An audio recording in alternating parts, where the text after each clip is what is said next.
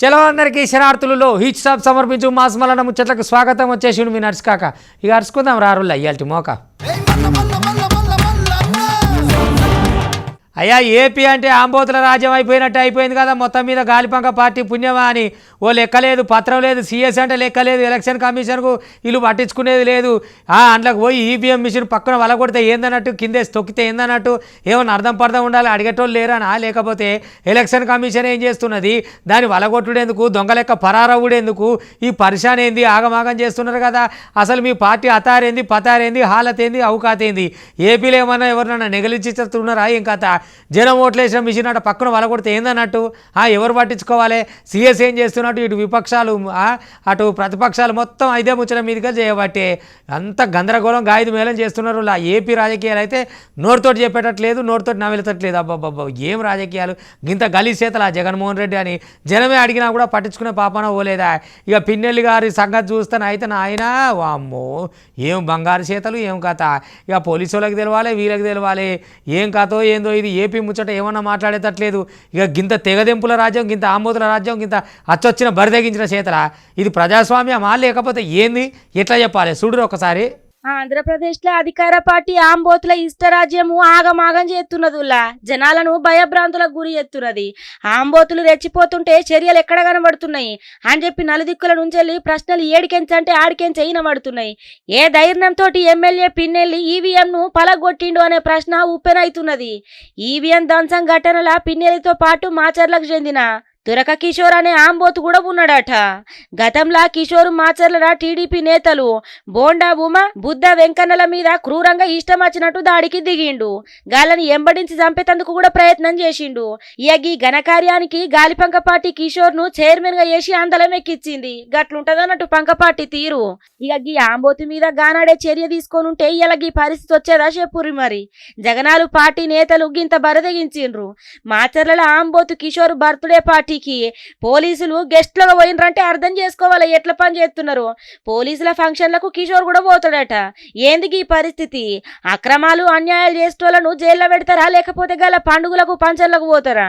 ఇక మాచర్ల గీసోంటి మనిషి ఉండుతోటే హింసా సంస్కృతి ఇంకా ఇంకా అత్తున్నదని చెప్పి విపక్షాలైతే గర్రు మీద ఉన్నాయి అనుకోరాదుర్రి. అగో తెలంగాణ ముఖ్యమంత్రి ఏపీలకు తొలతసారి ముఖ్యమంత్రి అయినాక అడుగు పెట్టిండు, అది కూడా తిరుపతికి.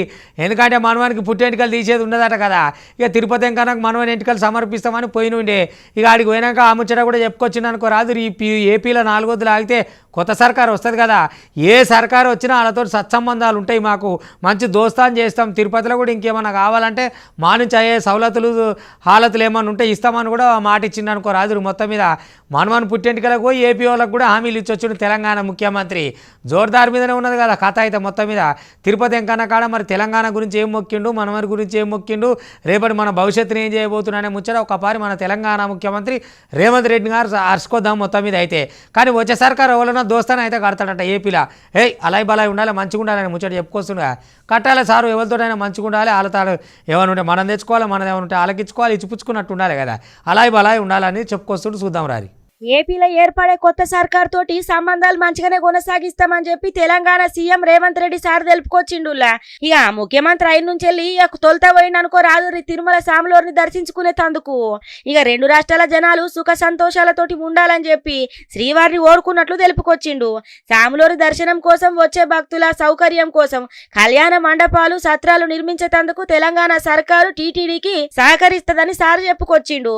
2 రాష్ట్రాల సత్సంబంధాలు కొనసాగాలని, 2 రాష్ట్రాల అభివృద్ధి పదం వైపు నడవాలని, ఆంధ్రప్రదేశ్లో ఏర్పడబోయే ప్రభుత్వము ఆ రాష్ట్ర ముఖ్యమంత్రితో తెలంగాణ ముఖ్యమంత్రిగా సత్సంబంధాలతో సమస్యలన్నిటిని కూడా పరిష్కరించుకొని కలిసికట్టుగా నడిచి 2 రాష్ట్రాలు అభివృద్ధి పదం వైపు నడిపించే విధంగా ఒకరికి ఒకరు సహకరించుకొని ముందుకు వెళ్ళాలని ఆకాంక్షించను. అదేవిధంగా తెలంగాణ రాష్ట్ర ప్రభుత్వం తరఫున కొండ మీద ఒక సత్రం నిర్మాణము, కళ్యాణ మండపం నిర్మించి తెలంగాణ నుంచి వచ్చే భక్తులకే కాకుండా దేశం నలుమూలల నుంచి స్వామివారిని సందర్శించుకునే భక్తులందరికీ కూడా సౌకర్యాలు కల్పించడంలో తెలంగాణ రాష్ట్ర ప్రభుత్వం కూడా భాగస్వామ్యం తీసుకోవాలనుకుంటుంది. తెలంగాణలో కాంగ్రెస్ పాలనలో రైతులు సంతోషంగా ఉన్నారు. నీళ్ళ సమస్యలు మొత్తం తీరి సకాలంలో వానలు పడతాయి. విభజన సమస్యను పరిష్కరించుకొని కలిసికట్టుగా రెండు రాష్ట్రాలు అభివృద్ధి పథకంలో నడిచే విధంగా ఒకళ్ళకొకళ్ళు సాయం చేసుకొని ముందుకు నడవాలా. ఇక గట్ల కావాలని సాములోని కోరిన నేను శ్రీవారి భక్తులకు సేవలు అందించట్ల తెలంగాణ సర్కారు ఎప్పుడు బాగా సాయం చేసుకుంటదని చెప్పి జల్దిన ఏర్పడబోయే ఏపీ సీఎం ను కలిసి ఇక ఇవన్నీ ముచ్చట్లు మాట్లాడుకొస్తా అని ముఖ్యమంత్రి రేవంత్ రెడ్డి సారు మాట్లాడుకొచ్చిండు. అంతే శ్రీరామరెడ్డి, అంతకంటే ఏం కావాలి? మనం ముందుగానే చెప్పాలి ఏదున్నా. ఏపీలో ఈ తేప మా రాజ్యం ఇట్లా వస్తే ఏకంగా మర్డర్లే అయితే అని చెప్పకనే చెప్తున్నారు అనుకో రాదు. మొత్తం మీద ఏపీలో ఈసారికి ఇట్లా గాలిపంక పార్టీ వస్తే మర్డర్లకు అయితే ఇక మొత్తం అడ్డలెక్క తయారవుతుందట. మేమైతే గెలవని రాదు, ఎవరెవరు నేసాలో లిస్ట్ చేసి పెట్టామని అన్నారు. అయితే ముందే చెప్తున్నారు అన్నట్టు ఎవరిని లేపాలనో ఎవరు నాగని. ఇప్పటికే మంచి మంచి డాక్టర్లను పిచ్చోళ్ళని చేసి చంపిరు, భూములు కబ్జాలు పెట్టిరు, ఆ జాగాలు గుంజుకున్నారు, అడిగిన వాళ్ళని అరెస్ట్ చేసిరు, అక్రమ అరెస్టులు చేసిరు, ఇళ్ళల్లో ఉండే ఆడవాళ్ళని తిట్టిరు. అదేంటంటే అసెంబ్లీ సాక్షిగా ఆగమాగం చేసిరు. ఇక అది జాలదన్నట్టు ఇప్పుడు ఏకంగా కుద్దు రాసి పెట్టుకోరు మర్డర్లే ఉంటాయని బాగా చెప్తురు. అయ్యా ఏపీ ప్రజలారు ఇక ఆలోచన చేసుకోరి. పుచ్చుకున్న గాలిపంక పార్టీకి ఇట్లా వస్తే మీ పరిస్థితి ఎట్లుందో చూసుకోరి. కాదు అన్నారు అనుకో కథమే అన్నట్టు ఆయన పథం. ఇక మర్డర్లు కూనీలు ఇవే ఉంటాయని వాళ్ళు ముందస్తుగా చెప్తున్నారు అన్నట్టు. ఇటువంటి సర్కారు ఉండాలి ఏనాయన అగో కథ అన్నట్టు. ఇక ఏపీ జనాల హాలత్ ఎట్లా ఉండబోతుందో మనం చూడవచ్చు. ఇక మీ అదృష్టం బాగుండాలంటే తెలుగుదేశం పార్టీ గెలిస్తే ఏమన్నా ఉపయోగం, కూటమి గెలిస్తే. కానీ ఇక ఇటువంటి పార్టీ మళ్ళీ గెలిచిందనుకో కథమే మీ పని. మర్డర్లు చెప్తామని వాళ్ళు బాగా చెప్తున్నారంటే ఇక ఏం చెప్పాలి? వాళ్ళు గంతకు బరిదెగించిరు అన్నట్టు.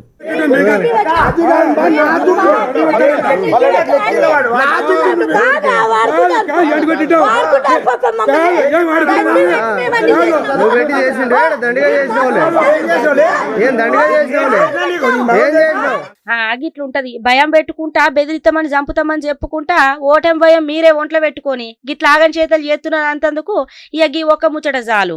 గెలిచేది మేమే. 4వ తారీఖు నాడు ఎన్నికల కౌంటింగ్ అయిపోగానే వెంటనే చంపుతామని చెప్పి ఇక గీ తీరుగా బెదిరించిండుల్లా గాలిపంక పార్టీ నాయకుడు బొమ్మెన శ్రీరామరెడ్డి.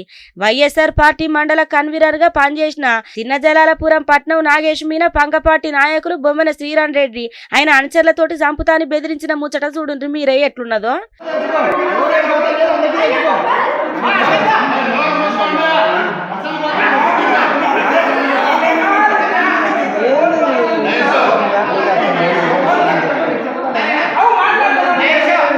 అది చూసినారులా. వామ్మో ఇప్పుడే గిట్లా అంటున్నారంటే మళ్ళీ త్యాప అధికారంకి ఎక్కితే ఇంకేం చేస్తారు? ఏపీలో ఎవ్వరు లేకుండా మొత్తం అందరినీ చంపేసి వీళ్ళే ఉంటారు కావచ్చు పంకపాటోళ్ళు పచ్చబడేటట్టు. గీసుంటోళ్ళు ఇక లోకమంతటా 10 మంది ఉంటే చాలు ఇక పచ్చబడుతుంది లోకం కూడా. ఈ పంకపాటి నుంచి టీడీపీలకు పట్నం నాగేశ్ అనే వ్యక్తి చేరుడుతోటి ఇక ఆయన ఇంటి మీదకి గిట్లా దాడికి పోయినరులా.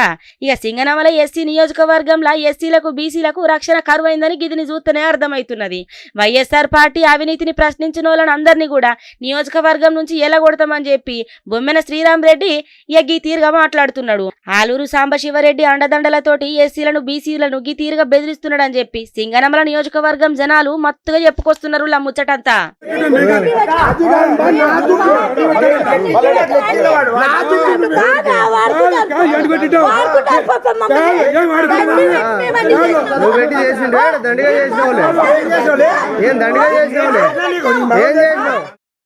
అయ్యో ఈ బాధ పగోలకు కూడా రావద్దు రామారావు సారు. అబ్బాబ్బాబ్బా ఏం కేటీఆర్ బాధ అయితే మామూలుగా లేదులా.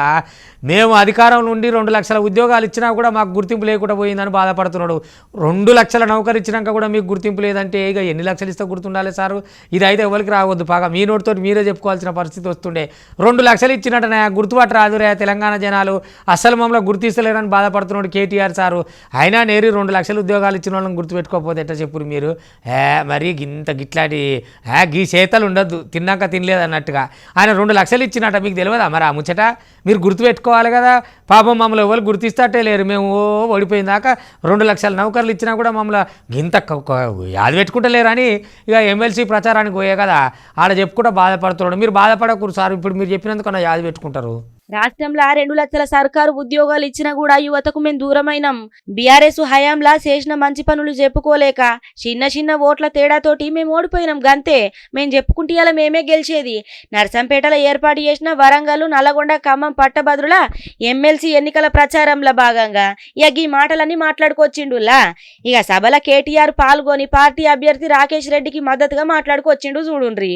నేను మీకు ఏం చెప్తా ఉన్నా అంటే గత 10 ఏళ్లలో భారతదేశంలో నిజానికి అత్యధికంగా ప్రభుత్వ ఉద్యోగాలు నియామకాలు చేసింది కేసీఆర్ గారి ప్రభుత్వం. ఒకటి కాదు, రెండు కాదు, 2 లక్షల ఉద్యోగాలు భర్తీ చేసింది కేసీఆర్ గారి ప్రభుత్వం. నేను ఎలక్షన్లప్పుడు అడిగినా, రాహుల్ గాంధీ గారిని అడిగినా, బీజేపీ నాయకత్వాన్ని అడిగినా, 10 ఏళ్లలో తెలంగాణ కంటే ఒక్క ఉద్యోగం ఎక్కువ ఇచ్చిన ఒక్క రాష్ట్రం ఉంటే రేపు ఈ టైం కల్లా నా ఎమ్మెల్యే పదవికి రాజీనామా చేసి నర్సంపేటలోనే పెట్టిపోతా అని చెప్పి కూడా నేను విజ్ఞప్తి చేస్తా ఉన్నా. భారతదేశంలోనే కేంద్ర ప్రభుత్వం కంటే ఎక్కువ జీతాలు తీసుకునే ఉద్యోగులు ఎక్కడున్నారో తెలుసా? మన తెలంగాణలో. కేసీఆర్ వచ్చిన తర్వాత 73% జీతాలు పెంచిండు ప్రభుత్వ ఉద్యోగులు. కానీ కేంద్ర ప్రభుత్వ ఉద్యోగుల కంటే ఎక్కువ జీతాలు పొందుతున్న రాష్ట్ర ప్రభుత్వ ఉద్యోగులు కూడా మాకు దూరమైనారు. అది ఇన్నారులా గదన్నట్టు కథ. మేం చేసే కాడికి అన్ని మంచిగానే చేసినాం గానీ ఇక ఎక్కడనో ఓ తీరుగా ఏదో చిన్న తప్పు జరిగి ఇట్లా దూరం అయినాం అన్నిటికీ. మేము అన్ని మంచి పనులే చేసినాము, ఇక మేము చెప్పుకోలేం గంతే. చెప్పుకుంటే ఇవాళ అధికారం మాదే ఉండేది అన్నట్టు మాట్లాడుకొచ్చిండులా. 2 లక్షల ఉద్యోగాలు ఇస్తే మరి ఎవరికి వచ్చినాయి సారు అని అంటున్నారు పబ్లిక్. మొత్తం మీద ఇటు ఏపీలోనేమో అసెంబ్లీ పార్లమెంటు, తెలంగాణలో పార్లమెంటు కాక ఎమ్మెల్సీ కూడా వచ్చినాయి కదా. ఇక ఈ ఎన్నికలు కూడా చాలా రసవత్తరంగానే ఉన్నాయి. ఇక మొత్తమే పట్టభద్రుల ఎన్నికల ఓయమ్మ మామూలు కథనా. ఇక ఇటు అన్ని పార్టీలు మేమంటే మేము అని చెప్పుకుంటూ తిరుగుతారు కదా. ఇక ఇవాళ నల్గొండ, ఖమ్మం, వరంగల్కి సంబంధించిన పట్టభద్రుల ఓట్ల గురించి డీకేఆర్ని వచ్చి నుండి ఇటు మొక్కాన అలా బీజేపీ అభ్యర్థికి ఇక సపోర్ట్ చేయాలి కదా. వచ్చి చెప్పుకుంటా కాంగ్రెస్ వాళ్ళు అడవైన హామీలు ఇచ్చి గెలిచిరు తప్ప వాళ్ళ దగ్గర ఏం కథ ఉన్నది, ఏం కథ. ఈ తేప బీజేపీ గెలుస్తున్నది, ఎమ్మెల్సీ అయినా ఎంపీ అయినా ఏదైనా. మా పతారేందో చూపిస్తాం, మా అతారేందో చూపిస్తాం, వాళ్ళతోటి ఏమవుతుంది అని చెప్పని కాంగ్రెస్ వాళ్ళ మీదకి కత్తులు నూరింది మాటలతో డీకేఆర్నా. మరి ఊకుంటే అది ఇంత దూరం వచ్చినాక ఊకే ఏదైనా చెప్పుకుంటే పోతే బాగుంటుందా? అందుకే కాంగ్రెస్ వాళ్ళ మీదకి మంచిగానే నూరింది అన్నట్టు. ఇక కాంగ్రెస్ వాళ్ళు అంటే వాళ్ళకు ముచ్చట వాళ్ళు చెప్తూనే ఉంటారు, బీజేపీ వాళ్ళు చెప్తారు, కారు పార్టీ వాళ్ళు చెప్తారు. మేమంటే మేము, మాదంటే మాదని గెలుపు. ఇక వాళ్ళ బల్లలు వాళ్ళే గుద్దుకొని, వాళ్ళ బెంచ్లు వాళ్ళే కొట్టుకొని, వాళ్ళ సప్పట్లు వాళ్ళే కొట్టుకొని, వాళ్ళ దండలు వాళ్ళే వేసుకొని, వాళ్ళ ముచ్చడం వాళ్ళే మనకు చెప్పిపోతూ ఉంటారు. మనం ఇట్లా ఇంటూ ఉండాలి, ఇటాటు జరగకుండా. ఎందుకంటే రాజకీయ ముచ్చట్లు కదా. ఇక రారిందాము. నల్లగొండ, వరంగల్, ఖమ్మం జిల్లాల పట్టభద్రుల ఎమ్మెల్సీ ఉప ఎన్నికలల్లా గెలుపు కోసము 3 ప్రధాన రాజకీయ పార్టీలు గెలుపే లక్ష్యంగా ఇక ముందలికి పోతున్నాయుల్లా. బీజేపీ ఎమ్మెల్సీ అభ్యర్థి గుజ్జల ప్రేమేందర్ రెడ్డి తరపున నల్లగొండల డీకేఆర్న ప్రచారం చేసింది. మోసపూరిత హామీలతోటి అసెంబ్లీ ఎన్నికలల్లా కాంగ్రెస్ అధికారంలోకి వచ్చిందని మాట్లాడుకొచ్చిందిల్లా. పార్లమెంటు ఎన్నికలల్లా తెలంగాణలో బీజేపీకి డబుల్ డిజిట్ ఖాయమని మాట్లాడుకొచ్చింది. గ్రాడ్యుయేషన్ ఎమ్మెల్సీ సైతం గెలుస్తాం మేము, మా గట్లున్నది డిమాండ్ అని చెప్పి ఇక మాట్లాడుకొస్తుంది. కావాలంటే ఈనుండ్రి. ఈ ఎలక్షన్లో మొత్తం అందరూ చదువుకున్న వాళ్ళే వేసేటటువంటి ఓటు. సో వాళ్ళందరూ ఒకసారి ఆలోచించాలి. ఈ రాష్ట్రంలో ఇప్పుడున్నటువంటి రాష్ట్ర ప్రభుత్వం అధికారంలోకి రాకముందు వాళ్ళకి ఇచ్చినటువంటి హామీలు వాళ్ళు గుర్తు చేసుకోవాలి. భారతీయ జనతా పార్టీ ఈరోజు పార్లమెంటు ఎన్నికల్లో అత్యధికంగా సీట్లు సాధించబోతా ఉంది. Double డిజిట్లో Bharatiya Janata party parliament స్థానాలు గెలుచుకోబోతా ఉంది తెలంగాణలో. అదేవిధంగా పార్లమెంటులో ఇప్పటికి ఏవిఎన్ రెడ్డి గారు మన టీచర్స్ ఎమ్మెల్సీగా ఉన్నారు. సో గ్రాడ్యుయేట్స్ నుంచి కూడా మరి ప్రేమేందర్ రెడ్డి గారు తోడైతే వాళ్ళ ఇష్యూస్ పైన కౌన్సిల్లో మాట్లాడడానికి పూర్తిగా మంచి అవకాశం, వాళ్ళ సమస్యలు పరిష్కరించే అవకాశం భారతీయ జనతా పార్టీకి ఉంటుందనే విషయంతో ఆలోచించాలని ప్రతి ఒక్కరు కూడా ఈ ఎన్నికల్లో ఖచ్చితంగా ఎమ్మెల్సీగా ప్రేమేందర్ రెడ్డి గారికి 1వ నంబర్ ఓటు పైన 1వ ప్రాధాన్యత ఇచ్చి గెలిపించాలని నేను వాళ్ళని కోరుతా ఉన్నా. అది చూసినారులా. మొత్తానికైతే ఇక ఎమ్మెల్సీ ఎన్నికలకు 3 పార్టీలు ఊపందుకున్నాయి అనుకోరాదుర్రి. ఇంకా ఏదేమైనా సరే మా గెలిపే లక్ష్యము. ఇక మొన్నైన పార్లమెంట్ ఎలక్షన్లలో మా గెలిపే ఖాయము, ఇప్పుడు ఈ ఎమ్మెల్సీ ఎలక్షన్లలో కూడా మా గెలిపే ఖాయము అని చెప్పి మొత్తానికైతే ఈ తీరుగా కాంగ్రెస్ మీద నిప్పులు జరుపుకుంటా డీకేఆర్ను మాట్లాడుకొచ్చింది. ఇక చూడాలి మరి గెలిచినాడు. నేరి పోలీసులలో ఈ ముచ్చట్లు ఏమిటికి వస్తాయో, ఏడంకొచ్చి పాడైతాయో చూడబోతే. సకదనాల భార్య ఉంది, పట్టించుకుంటలేడట. 2 పిల్లలు ఉన్నారట. నా భార్య చచ్చిపోయింది అట్టిట్టు అని బదనాం చేసినట్టు ఆమెను పట్టించుకుంటలేదు సారు. ఇదేదో పెద్ద కథే ఉన్నదని ఇక ఎస్ఐ మీదకి పోయింది ఒక వాళ్ళ భార్య. ఇక పోయి వాళ్ళ పోలీస్ స్టేషన్ కానీ ధర్నా కూర్చున్నది. మరి ఎట్లా చేయాలి సారు? ఇన్ని రోజులు ఆయన చచ్చిపోయిందని చెప్తున్నా, దగ్గరికి వస్తలేడు, నన్ను పట్టించుకుంటలేడు, నా పిల్లలు చూస్తలేడు, ఏమన్నాడు పిల్లలకు గుంజుకపోతా అంటాడు. ఇది ఎక్కడ చదవడం ఏం కథ అని ఎస్ఐ భార్య వచ్చి ఆడ కూర్చొని ధర్నాకు దిగితే ఏమన్నా ఉన్నదా?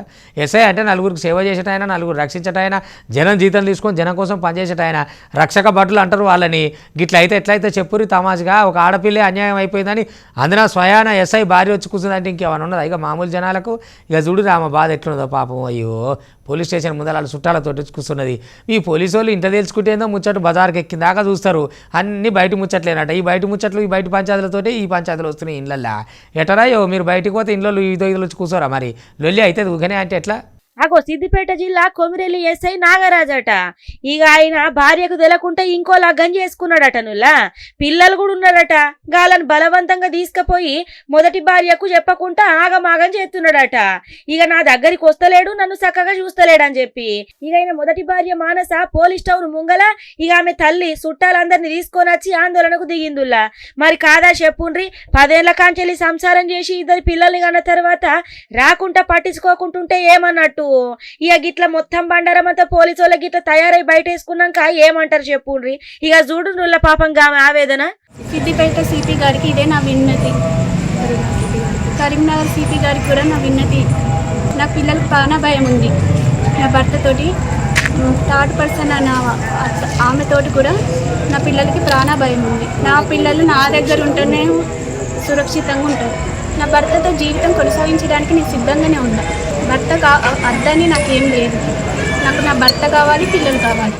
ఆగో చూసినారులా ఇక నాగరాజు రెండో భార్యతోటి నాకు ప్రాణహాని ఉన్నది, నా పిల్లలకు కూడా ప్రాణహాని ఉన్నది, మేము ఎట్లా బతకాలా, ఇక పోలీసులే నాకు న్యాయం చేయాలని కోరుతున్నది గామ. కరీంనగరం జిల్లా గోపాల్పూర్కు చెందిన మానసకు కొమిరెల్లి ఎస్ఐ నాగరాజు తోటి 10 ఏళ్ల కిందట నిలగ్గమైందట. ఇక గాళ్లకు 2 కొడుకులు కూడా పుట్టిండ్రట నుల్లా. 2 ఏళ్ల కిందట ఎస్ఐ నాగరాజు ఇంకొక ఆమెతోటి వివాహేతర సంబంధం పెట్టుకొని మానసను వేధిస్తున్నాడట. ఇక కొన్నొద్దుల కిందట మానసను ఆమె పిల్లలను కరీంనగర్ ఉంచిండట ఓళ్ళకు తెలకుంటా. అప్పుడప్పుడు వచ్చి చూసిపోయేటోడట గంతే. 2 నెలల కిందట బలవంతంగా తీసుకుపోయినట పిల్లగాళ్ళను. ఇప్పటిదాకా ఎక్కడున్నాడో కూడా చెప్పకుండా ఇట్లా ఇబ్బందులు పెడుతున్నాడట విడాకులు ఇవ్వాలని చెప్పి. ఇక గివ్వులా ఇవాళ హిట్ స్టాప్ సమర్పించు మాసమల్లన్న ముచ్చట్లు చూస్తూనే ఉండరు. మళ్ళీ రేపు ఇది కూడా దాకా మీ TV5 ఇగుంటా.